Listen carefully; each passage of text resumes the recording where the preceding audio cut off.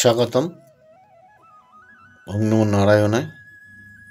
ভাগ্যবার্তা অনুষ্ঠানে আপনাদের, যারা অনুষ্ঠানগুলো দেখেন শোনেন তাদের সকলকে 2025 আমাদের ম্যারেজ লাইফ, বিবাহিত জীবন, স্বামী স্ত্রীর যে সম্পর্ক আছে সে সম্পর্ক আমাদের কীরকম যাবে, আর সঙ্গে আমাদের নতুন প্রণয়, প্রেম বা ভালোবাসা কীরকম হবে, নতুন করে যেসব জাতক জাতিকারা প্রেমের মধ্যে পড়তে যাচ্ছেন বা নতুন করে প্রেমের চেষ্টা করছেন তাদের ক্ষেত্রে।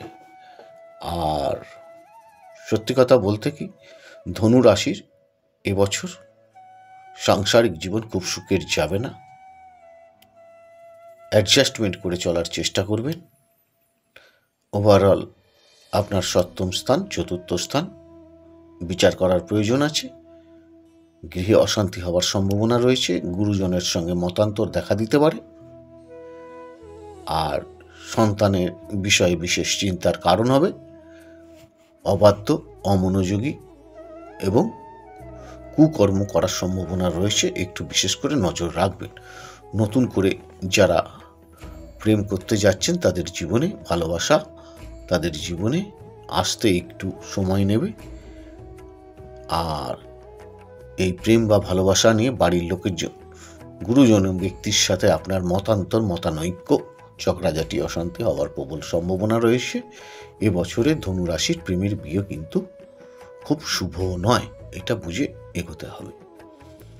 এবার হচ্ছে মকর রাশির আপনাদের 2025 সাল সাংসারিক জীবন, ম্যারেজ লাইফ, বিশেষ করে ম্যারেজ লাইফটাই, আর প্রেম বা ভালোবাসা তাদের ক্ষেত্রে। আপনার দাম্পত্য জীবনেও এবছরটা খুব আদর্শ সময় বলা যেতে পারে, যেহেতু মঙ্গলের বছর হলেও মঙ্গল কিন্তু খুব জেদি প্রকৃতির। সেই জেদ এমন করবেন সেটা যেন খুব খারাপ পর্যায়ে না যায়, সেইটার দিকে বিশেষ মনোনিবেশ করবেন। আপনার দাম্পত্য জীবন মোটামুটি একটু আনন্দে কাটবে। এবছর সন্তান লাভ হওয়ার সম্ভাবনা রয়েছে, তবে সন্তানের জন্য কিছু উদ্বেগ দেখা দিতে পারে। ওভারঅল সেটা কেটে যাবে, ওই নিয়ে দুশ্চিন্তার কোনো কারণ নেই। এবং সাংসারিক জীবন একটু মধুময় হওয়ার সম্ভাবনা রয়েছে। প্রেমিক প্রেমিকা এবছরে নতুন করে প্রেমে আবার পড়ার সম্ভাবনা রয়েছে।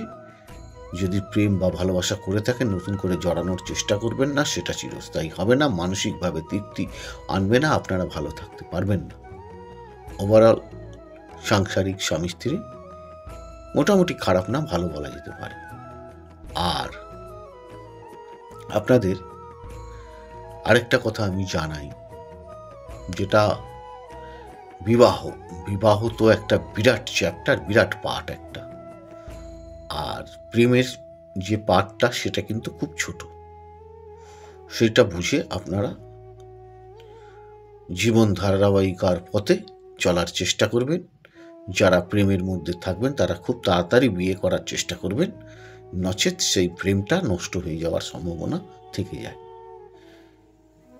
ঈশ্বর আপনাদের সকলের মঙ্গল করুক। সাংসারিক জীবন, প্রেমময় ভালোবাসা জীবন আপনাদের ভালো কাটুক। আর অনুষ্ঠানগুলো দেখুন, লাইক, শেয়ার, সাবস্ক্রাইব করুন। ভালো থাকুন।